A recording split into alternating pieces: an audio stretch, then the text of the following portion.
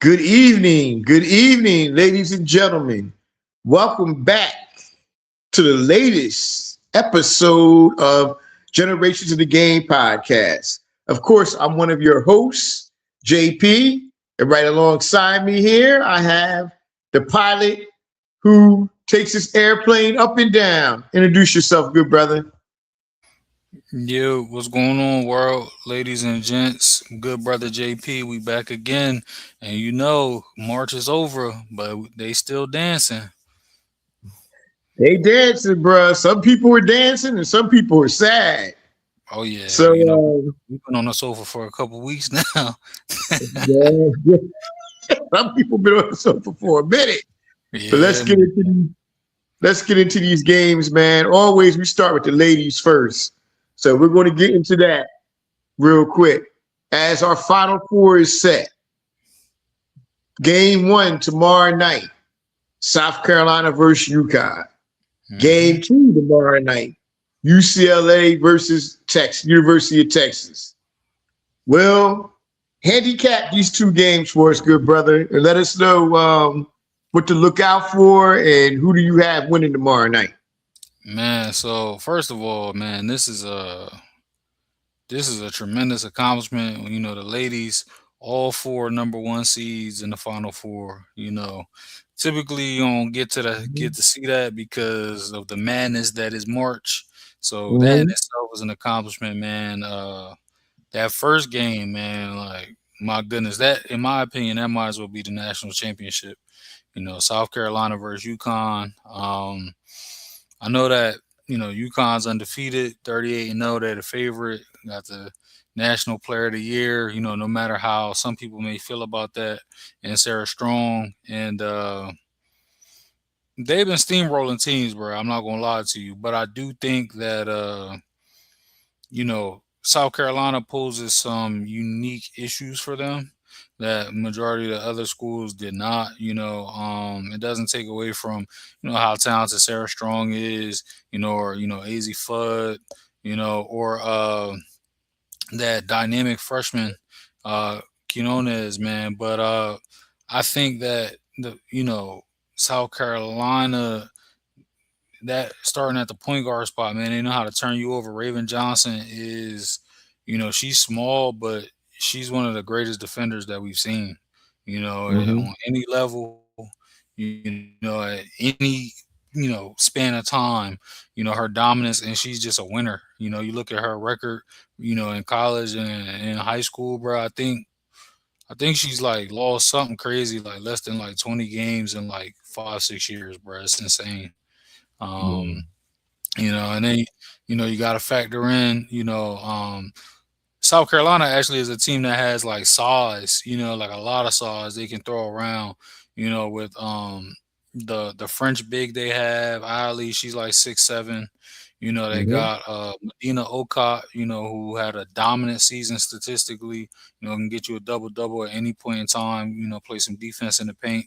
And then we didn't even talk about her yet, man. You got Tessa Johnson, who is just a bucket. And then Joyce Edwards, man, her impact on the boards and scoring the basketball in a variety of ways, I think is a much closer situation than people think. Even though South Carolina has 3 losses, I'm actually going to take South Carolina here. I Mm-hmm. know that's the unpopular pick, but I just think that that playing in the SEC, man, like it's a war every night. It's a war every game. And no disrespect to anybody because you can't beat who they had to play, before the tournament and in the tournament. But I just think Dawn and those ladies are ready to get another one. Yeah, Uh, yeah. Go ahead. You gonna say something, bro? and then in game two, man, like I think Texas, that's a dynamic team with Madison Booker, you know, uh, the freshmen, are coming along, and then of course they got Rory Harmon, another small but just dynamic player on both ends. She can really Mm-hmm. defend, play make, and when the jumper's on, good luck. But I don't know that they really can match up with Lauren Betts, man, and that's just the truth of the matter. The Um, problem. Kiki Mm-hmm. Rice playing the best basketball of her career. They got shooters all around, and then when you have Lauren Betts and even her sister Sienna, like it's just a tough matchup. To be honest, I know that UConn's the overall number one seed, but as much as I want Dawn and South Carolina to get another one, I personally think UCLA might win the whole thing because I feel like South Carolina can beat UConn, and then but still having to deal with Betts again, man, that's a rough one, and she's that good, man. Yes. Excuse me. Yes, she is. She's very good. Um, I think South Carolina definitely matches up well with UConn. But we'll see though, man. We'll see. Oh, who's the other point? Man, I can't forget about the girl's name that plays for South Carolina, number 25. You know, You talking about Raven? yeah, Raven Johnson. Uh-huh. Yeah, she's going to be key in that game tomorrow. And Will, she's improved her shot too. I see her hitting that 3-pointer a little more now, and she's Absolutely. getting better compared to like 3 years ago. So we're gonna see. Was Bro, that man, you 4 years? know what? The big difference that I think would have change that will change his matchup this year versus if this was last year. They brought Latson in for a reason, man. She led the country in scoring last season for at Florida State, and it's games like this, Mhm. you know what I'm saying, where you know they're guarding Raven, maybe Joyce is struggling a little bit, you know, and here you go, you got lightning in a bottle, Latson and Tessa, just start going crazy. Like they had better shooting than they had in past years, so it makes it even Mhm. more interesting, man. Yeah, it's going to be a very interesting game. To me, in my opinion, UConn, especially over the last couple of weeks, they've shown a little bit of weaknesses here and there. If Notre Dame could have hit half their shots, that would have been a much, much, much. Remember, they gave them a game for a half, Oh yeah.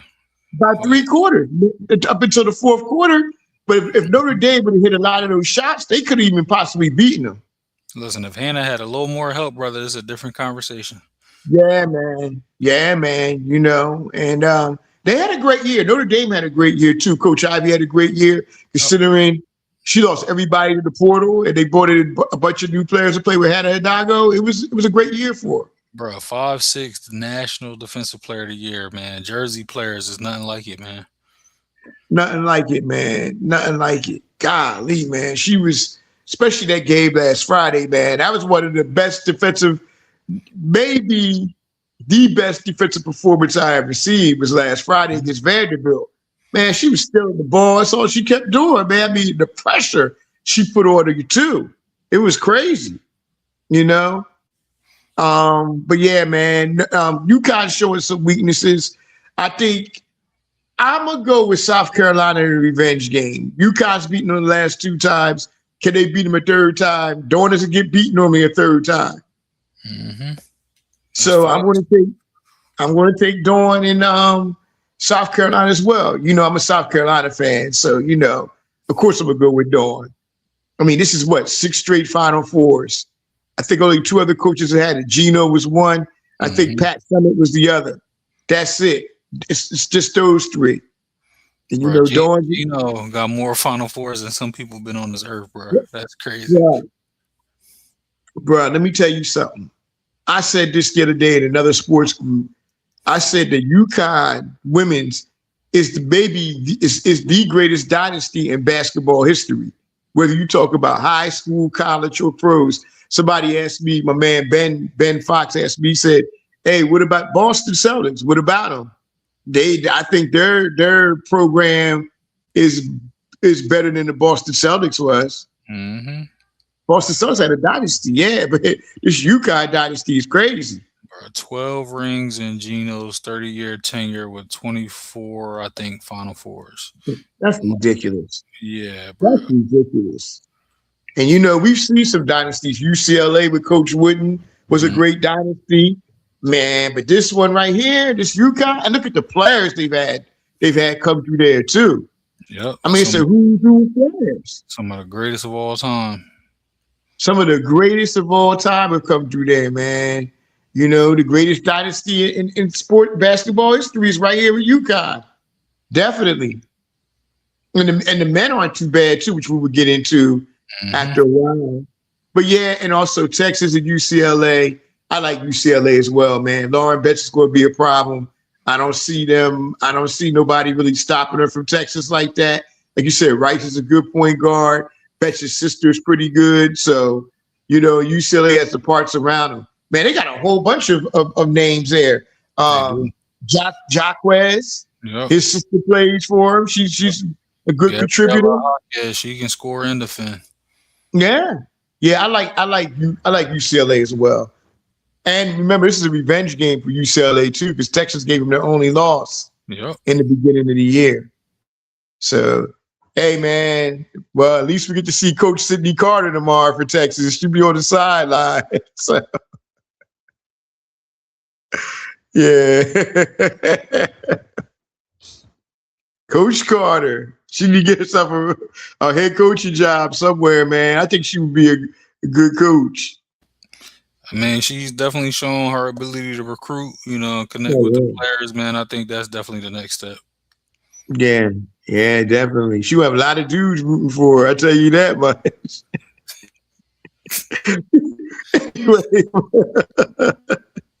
anyway, well, I'm just joking, y'all. Just joke. Just I know, bro.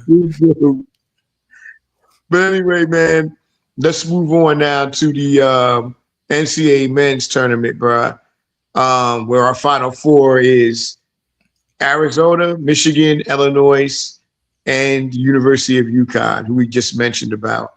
Well, let's go back to the game last week, man, with UConn versus Duke. And in my opinion, Caden Boozer is getting a lot of unjust criticism for what happened last week at the end of that game.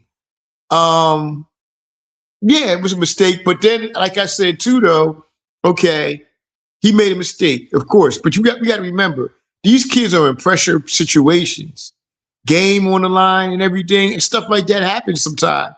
But also another key point I point to people as well is his teammates should have came to him, should have came back to the ball. You know, one of them should have came back to the ball immediately and got that off his hands. You know, it was a fluke play and he got caught up in him for a minute. Don't kick the young man while he's down. It happens during games. Duke blew a big 19-point lead in the first half. They played well. And UConn, I mean, they were shot 10% first half from the 3-point line.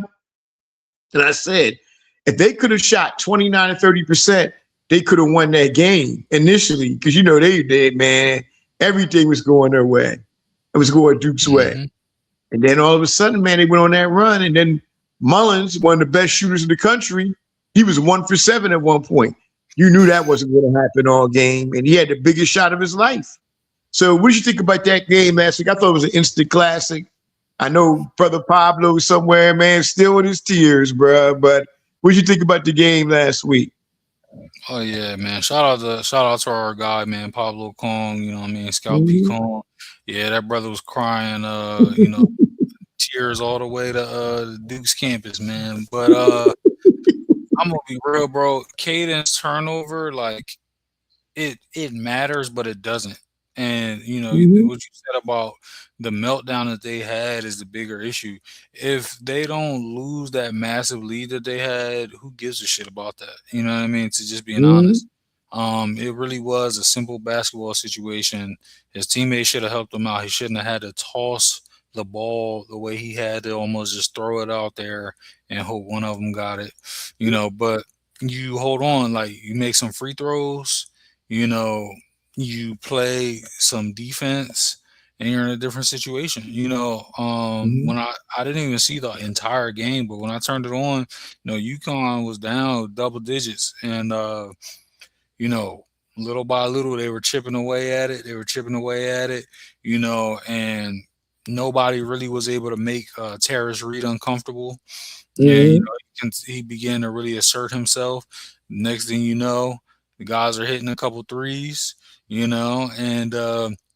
it's a game, and they came down. So you have the turnover, of course. That's less than ideal situation, but something else.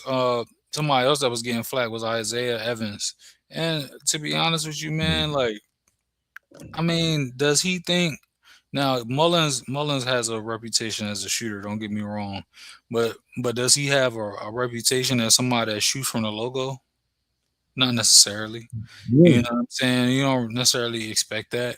But at the same time, you taught to get a hand up, so I get it. But it all comes back to the meltdown for me. Again,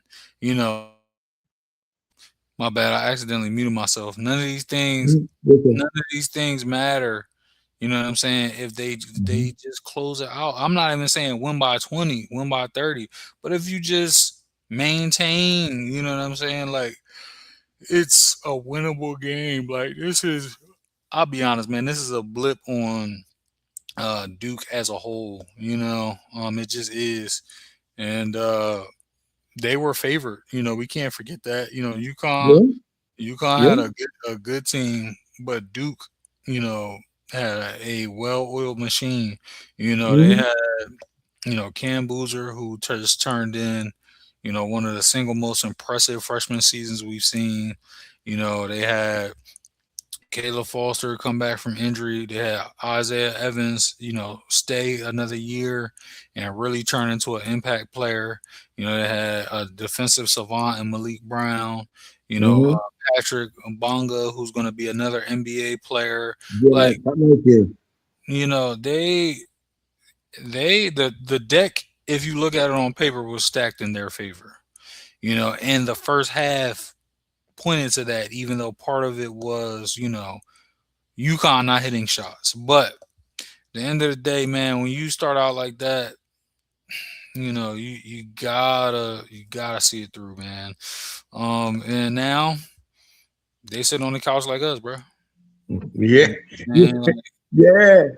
I I tell you another thing too that people were saying this week about John Shire.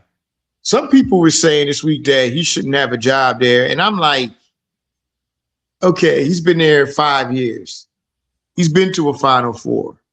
He's been to what, two Sweet 16s and a Final Eight. That's a successful program. I don't understand why some people were saying he should be fired. The man has won since he's been there. I understand it's due, but we people got to remember too. He is following in huge footsteps. Oh, excuse me. He's following in huge steps after Coach K retired. I don't know too many people would take that job. I think he is a good young coach. He's still learning on the fly.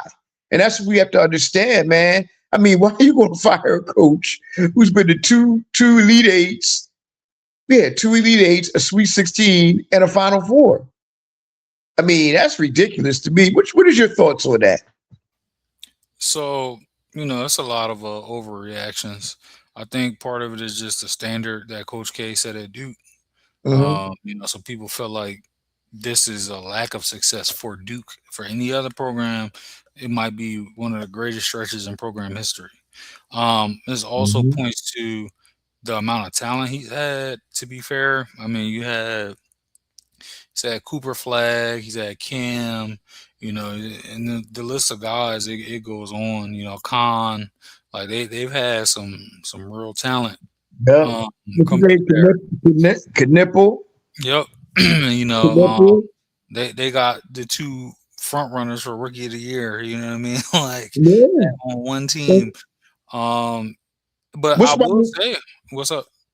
what's my man's name last year that played? He's from the Sudan that played last year for him. Remember Oh, him? Malawatch, yeah, him Yeah, too. Another lottery pick. yeah, he's another one. hmm By the way, how's he playing in the NBA? I mean, I don't think he's getting too much time, bro. But like, he's He's solid still though. Like learning. for a rookie big man, like he gotta Mm-hmm. like, hit that weight room to be honest. But Mm-hmm. all the tools are there. Will, I know I'm a little off topic, but we are dealing with a player who played excuse me, for UConn. Donovan Clennigan, bruh, he's better than I thought he was going to be. Oh, he's a problem, bro. Like he's a problem. Like Bruh. he's a better like offensive like hub than I thought. Like his passing, like I knew he was big. You know, like he could protect the rim. You know, he Mhm. could score right at the basket, but he can shoot it a little bit. He can pass. Like bro, he's really turned into something and quick. You know, for the Blazers. Yeah. Honestly, bro, he looking like a draft steal. Like some of them other, like honestly, I saw somebody saying, and I actually agree. You know, if Charlotte took him, you know, they might really have had a chance to really contend for the East this year with the way Khan fit right Mhm. in with Bridges and Ball over there. Man, they really Mhm. been cooking, but you know, Yeah, he's man. Look, bruh, he's a solid player. hmm He's a solid player. I mean, he's averaging double figures of points and rebounds and stuff. But speaking of UConn, man, getting back to NCAA, man, you got to give them their due, man. They never gave up. They got a coach who never gave up. Neither Danny Hurley is maybe the premier coach of college basketball. He just might be. He's a great coach, but he's well, up he he's was up out of there, pocket. man. He's up there, man. But he be wilding. Hey, Listen, if he was black, brother, he'd have yeah, got teed up he and was they would have wild. lost. They got Oh teed up man, and they would have lost. No, you yo, had Daddy on the was rap. wild, man. He did. He was wild. He had a bunch of rap, man. Yo, JP, real quick, I was while we like, talking about yo, Duke and Shire, I do want to point something out. So, yeah, Coach K's beginning of his tenure at Duke, the first 3 years he didn't even sniff the tournament. Then he lost in the second mm, round back to back years. Then he lost in the final. He was a runner up for the title. But just to highlight that, like it looks like we got the coaching gig in 1980 as the head coach, and he won his first mm, title in 1990. That's 10 years. yeah, Coaches don't get that type of yeah. like rope now. You know what I'm saying? They don't. But I'm just showing that to highlight. Like Shire is doing well overall. Mm-hmm, mm-hmm. And you got to remember another thing too. Coach K went on a. He was in the Final Four back then every year from '86 to '92. hmm Crazy, crazy. And then too, he also wasn't battling NIL in the portal like it is now either. You got a new team every year. You know what I'm saying? Like Mm-hmm. it's different. Yeah, I mean, Coach K definitely one or two. You flip flop him or John Wooden, one or two all time as head coaches, man. You know, all time. But yeah, also let's go on to the Illinois. Was that Illinois and no, Illinois I'm playing sorry. UConn, and then we got Michigan, Yeah. Arizona, battle of the number one seeds. Well, who you got? Let's go with the first game first. Let's go with Illinois and UConn. Who do you have for this game and what are the keys? I'm gonna be honest, man. I think that mm, I'm gonna take UConn. I mean, I think that Reed Reed Mm-hmm. is too much of an imposing presence for the number of European bigs they got at Illinois. And I think that, you know, as he starts to kind of get his game off, it's gonna make life easy for Caravan, Mullins, and those guys, and even and their guard play is not light either. Like Solo Ball, what I mean, Demery, like they have like Mm-hmm. players all over. So I think Mm-hmm. I think UConn goes back to the title game. Yeah, I agree with Reed and Mullins. And I'm gonna tell you, it's gonna be the key for Illinois though is Wagner. Wagner's gonna be the key, man. He can shoot that ball.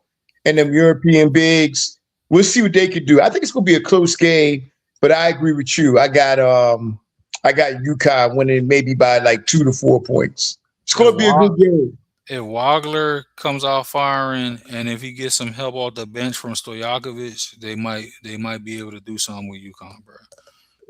Yeah. Yeah, they could. They could. Illinois is a very good team, and they're well coached as well. Yep, facts. So yeah, they're tough, man. They're tough. But now let's go on to the main event. Arizona versus Michigan. Bruh, I can't pick it, man. Both teams look dominant throughout the tournament.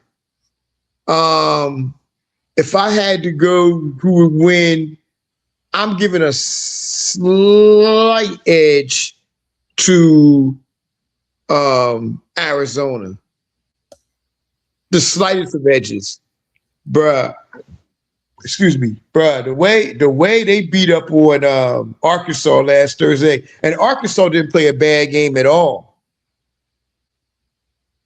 I mean, they ran for 110 points on them, bruh. Yeah. They play like that, nobody's beating them. I will say though, if there was ever a team, that can, be dominant in the same way, it's definitely Michigan. You know, it some of it was premature for sure, but it was some interesting conversations going on, about Michigan early in the season, and their Right. dominance, the way they was running guys out the gym. I think Mm-hmm. Arizona's definitely been dominant. Don't get me wrong, but I think I'm gonna go with Michigan. I think Mm-hmm.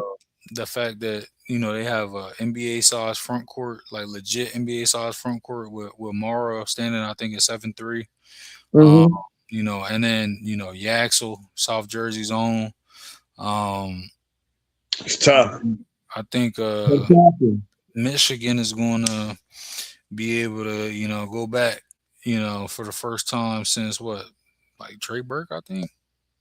Yeah, Trey Burke. Before that was the Fab Five. Yeah. Yeah, Then before that, they won it all in '89 with Glenn Rice. But One of the yeah. greatest keepers ever, man. Oh yeah.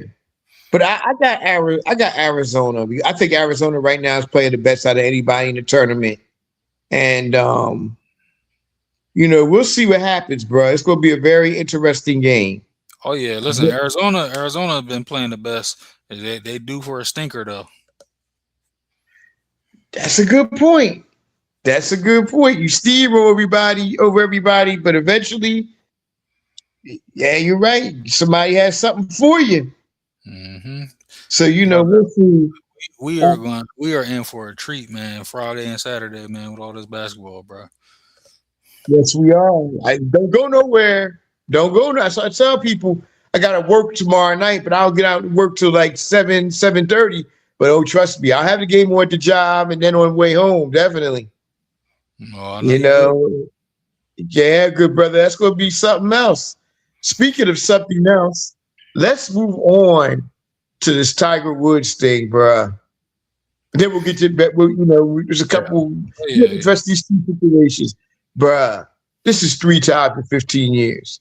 Somebody to take that man's keys away from him before he either hurts himself or is gonna hurt somebody else, bruh. What is your take on what happened with Tiger Woods, man? Unbelievable. I think it's unfortunate because it's completely avoidable, but Mm-hmm. it's incredibly selfish. Um, Mm-hmm. in this day and age with technology where it is, and with the type of money, he may not have what he once had, but with the type of money that Tiger Woods has touched, this is completely inexcusable. To be honest, as a regular everyday citizen, I can pick up my phone and call a ride share and not put somebody's life in danger. So to think that, one of the highest earning athletes ever Mm-hmm. refuses to be responsible, you know, um, and keeps flipping cars over and hitting shit. It's crazy, man. And he said that he didn't feel comfortable having a driver. Look, at the end of the day, you shouldn't feel comfortable driving, bro. That should be your number That's one right. concern. That's At the the end number of the one day, concern. you do what you need to do. You had the driver sign NDA, Mm-hmm. whatever. You're not the first celebrity with a driver. You're not. You know what I'm saying? Right. So You figure the shit out, man. Like I don't like to me that's a completely inappropriate excuse. The only saving grace for him right now and in these other situations is the fact that he didn't kill somebody. And that that's not, you know, praise or anything, but like that literally is a saving grace for him.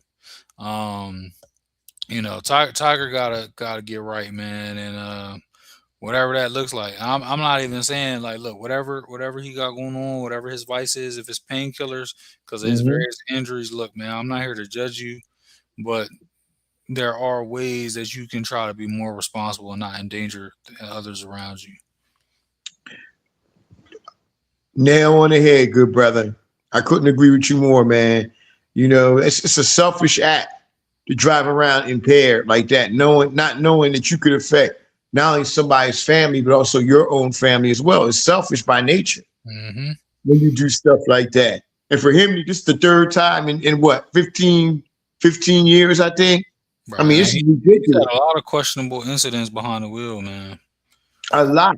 And Hmm. excuses have to stop. There's no more excuses no more. Yeah. And the crazy thing historically and statistically, man, is when there's a horrible accident because somebody's under the influence, typically they walk away. It's the innocent people that get hurt or die. Yeah. Yeah. We wish Tiger Woods the best and him getting better, but at the same time, bruh, stop being selfish. Not only you're hurting yourself, but you're also hurting your family and other people's families. And it's Next time stuff you you just grab them stop. keys, brother, think about your kids, like, and cut That's the right. bullshit, man. That's right. It's not funny. It's not fair. And we see these incidents happen time and time again. And your car is always rolling over all the time. Hmm. It's like, man, you lucky to be alive, bruh. Facts, bro. You know. It's hard to flip a car, bro, especially multiple times. Like, Yeah. Yeah. That's crazy. But hmm, we still wish him the best, man, and get better. Um, we have another incident we got to talk about. What's his name? Puka Nakua. Puka Nucua, star Oh receiver man, from Los Angeles Rams. yeah, easily one of the top two or three receivers in the game right now, and he's in rehab. He's in rehab right now, and also allegedly he bit this woman on her shoulder, where she still has a mark allegedly as well. But we don't know. I mean, we don't know exactly what happened and stuff. But all we know is he's in rehab. So, Hmm. what's your thoughts on Puka Nakua, man? Because I haven't seen too much here and there. Yeah, as far as the incident with the lady, man, I heard, I saw like the overview of it, but I don't know enough to, speak too much on it. But I will say, Hmm. um, this sounds like forced rehab, to try to get ahead of Hmm. whatever, may be coming as far as like a lawsuit or even legal action. But I do hope he takes it serious, as a chance to, get on the right path and reset because, you know, like we talked about with Tiger, you don't want to spiral and have multiple incidents, especially, as a super talented player, man, at the peak of your game. Hmm. We'll keep talking, man. I'll be right back. 1 second. Keep on All right. talking, good brother. All right. Sadly, man, the thing we have to have when we're discussing these topics is some nuance and just understanding, and it's not to necessarily take away from the decisions and actions of people, but understand how addiction works, so it's easy to point a finger, but you don't necessarily know the what, the how, the whys. Um, but we just hope that people get help, man, and that they don't hurt anybody. You know what I'm saying? So hopefully Puka gets right, man, because Stafford he needs his wide receiver one since he decided not to retire. Because Los Angeles, man, they got a good chance to be in the mix again. So we'll see what happens there.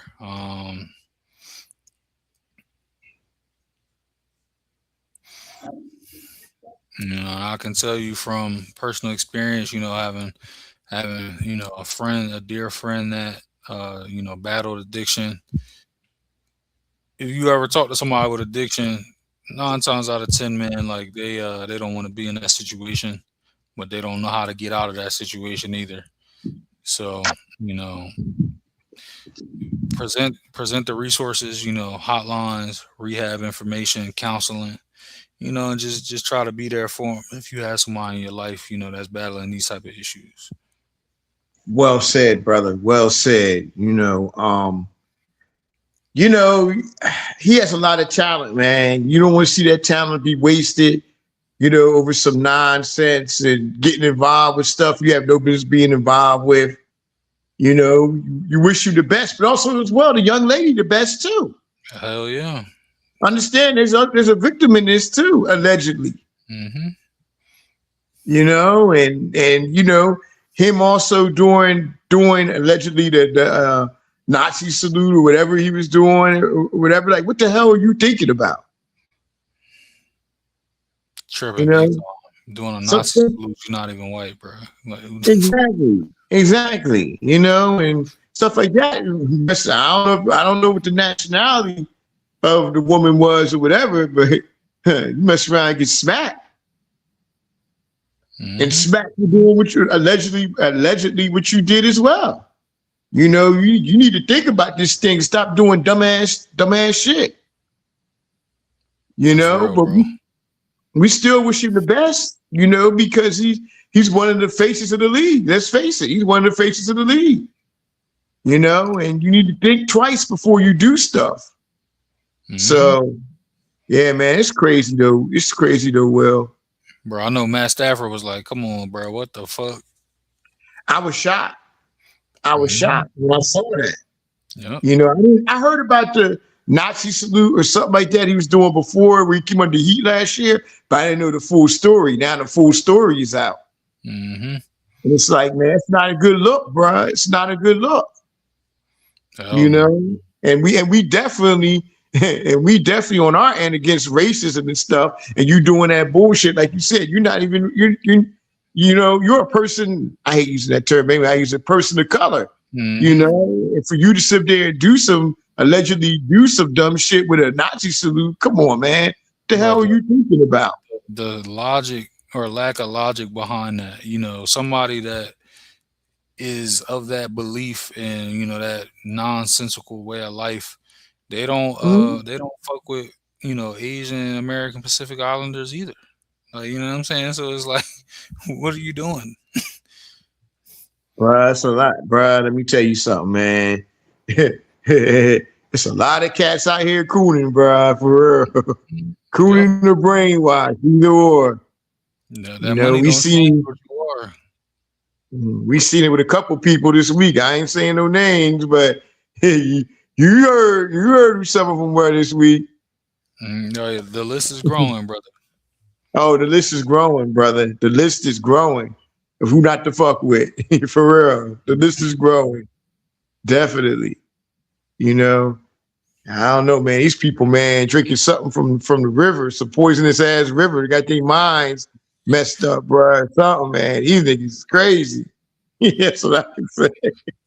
They've been hanging They- around them teacups from the movie Get Out, brother. it's crazy. And well, I guess we're going into our last segment Yes, that we're sir. going to talk about here. We talk about, of course, the National Basketball Association. And we are talking about the MVP race mainly.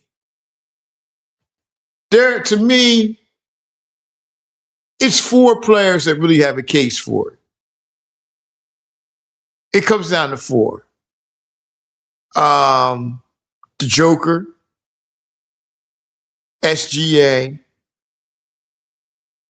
Luca, and of course, people say, "Oh, Jay, there you go, being biased." No, I'm not biased, but Victor Wembanyama. Yep. That's the race. And Now, I do want to highlight one we talked about offline. He's officially disqualified as of this evening, but Cade Cunningham absolutely was in the race was in until the race. the issues around his collapsed lung. Phenomenal season, should be all NBA, should be an MVP candidate, man, and we just wish the best for that young man. Oh yeah, man. He's a joy to watch too. Cade Cunningham's definitely a joy to watch. But like you said, that's the All NBA first team right there. Hell yeah. Luca, Cade, Wemby, SGA, and the Joker. That's your All NBA team. Oh, you know what? There's one player we're forgetting about. One player we're forgetting about. Jaylen Brown. Jaylen Brown should be on the Yeah. first team as well. Yeah, he gets the spot Cade might have had for sure, but he should have been on there no matter what with the season he's had.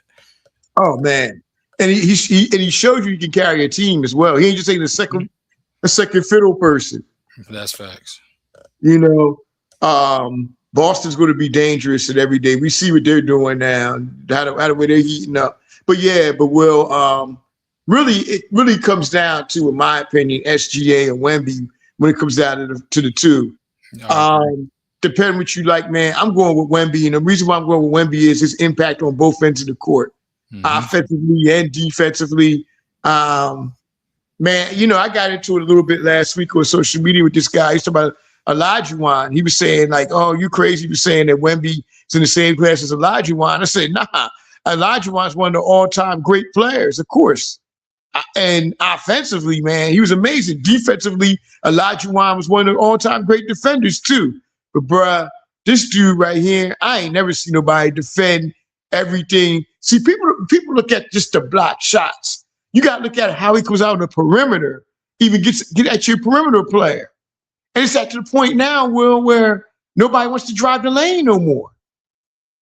When they see him, when he comes over or to help defense, it comes over there and is in the middle of the lane, them guys don't want to come down the paint. They don't want to come down the paint. And as far as I'm concerned, like I said, this guy right here, man, he's one of the best defensive players we ever seen already. This is only year three. Yeah, bro, Now, the on shit the he's other doing hand, is crazy. what he's doing is crazy. Now, on the other hand, SGA has a case too. That 47 and 8 he dropped the other night. Come on, bro. He knows what time it is. So to me, it's a two-man race between Wemby and SGA. It depends on what you like or what you don't like. I mean, Wemby to me is impacting on the offensive and the defensive end. Well, it's so scary with him too, because if he wins this MVP, how many is he going to win? 7, 8? It's interesting, bro, because he's not even in his prime, and he's already, going to finish in the, either as the MVP or number two in the race. Bruh, it's crazy. He has a couple more years before he hits his prime. That's what's crazy. You got to remember, he just turned Hmm. 22 years old. And Will, you know my level. You know my level of players that I have, especially at the center position. Hmm. It's Wilt and Kareem at the top. Olajuwon is right there at that next level, just below. Olajuwon's right there with. Everybody knows who my four best centers of all time are. It's Wilt 1, Kareem 2, um, Bill Russell 3, Dream 4, and Moses 5.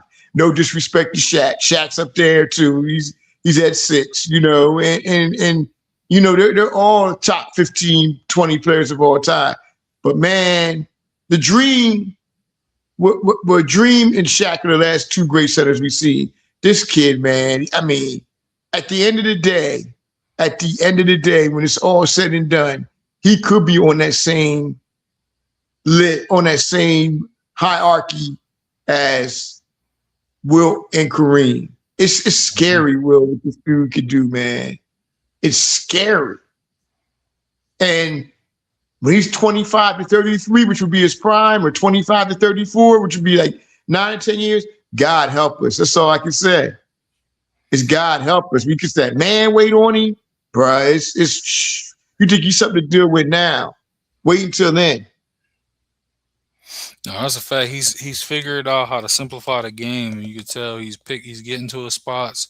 He's almost like, he gets a couple buckets here and there, but then when he needs to, he forces the issue, and next thing you know, he got 30, 40 points. And then, he's starting to rebound consistently, at, Mm-hmm. at a very high level. And that's very high on my list of things that I expect from a dominant big. We have players, I won't say any names, that they score, they might block some shots, but they're 7 feet tall and they get like 5 boards a game. In my opinion, that's unacceptable. But what Wemby's doing, that's how you dominate. Is taking it back. He shoots more jumpers, of course, but the game is different. But one thing I will say is that De'Aaron Fox and Stephon Castle, had the Spurs still playing at a very high level even when Wemby Yeah. was out. And there's no knock Yeah. to Wemby. It's just, in my opinion, SGA has he started the season at a level and he sustained the entire season. While Mm-hmm. Wemby had a round in the form, and to be honest, he played on a restriction early on, which made some of what he was doing even more incredible. But Mm-hmm. Shea was out there without Jalen Williams for a chunk of the season. You know, Hartenstein for over 20 games. Kaysen. Different guys in the lineup have missed game like chunks of games at a time. Okay. It's not until recently that their regular starting five has finally been able to play, together. And J Mm-hmm. Dub is their second best player, second most complete player. And he was all NBA last year. So for him to be missing majority of the season, but they still, and Chet did get an all-star berth, shout out to him. But Mm-hmm. for them to still lead the league comfortably, in overall wins, it's in my opinion, man. Like at the end of the day, I can't say definitively like if like there's no way to know like if you take Shea off OKC, are they still a good team? If you take Victor off San Antonio, we can't play that game. But all I can say is that when Shea is out there, they win. And they win a lot, bro. And he raises his game. And the other thing I want to bring up, because definitely like defensive impact, that's Victor all the way. But Shea's clutch gene is Oh incredible, God. incredible. Oh God. Shit. So when I think of MVPs, when I think of what made your Kobe Bryant, your Michael Jordans, like guys like that, like who they were. Of course, some of it Mm-hmm. was like the highlights of above the rim, but a lot of it was late game moments. Give me the ball, get the fuck out the way, and let me get this bucket. And Shea, he's doing that at a level that only a few other guys in the league right now are doing it. Luca, I think consistently can do that. Ant Mm-hmm. has shown he can do that. Cade is getting to that. He's pretty much right there at this point. And I think Victor, um, now that he has started to, I think, calm down or just launching a ton of threes and settle into Mm-hmm. his game, that's where he is going, and that's what's made him even more dangerous as of late. But I think Shea, like of course for me, like you say, you got a slight bias. Jokingly, I have a slight bias. To be honest, if Victor wins it, it's great for the league. It's great for him.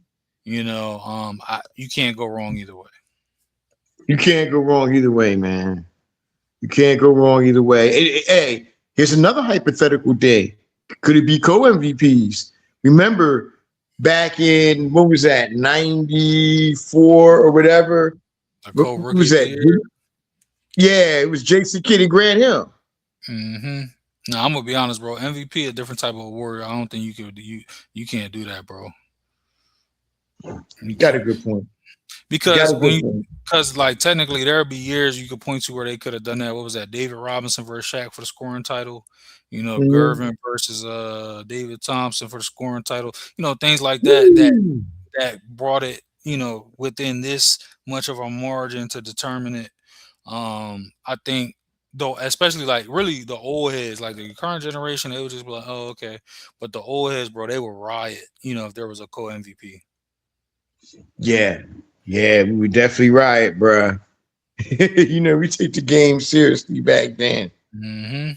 But well, we just wanted to give the people a little show here Yes, that sir. we shot. We're shooting now and everything. Another great show in the books, good Yep. brother. Post You know championship show coming soon. what was that? I said the next show will have a post championship recap Yes, for we will. March Madness. So, Yes, we will. Yes, we will. It's going to be amazing. But hmm anyway, shouts to our loyal listeners. Shouts to you all, definitely.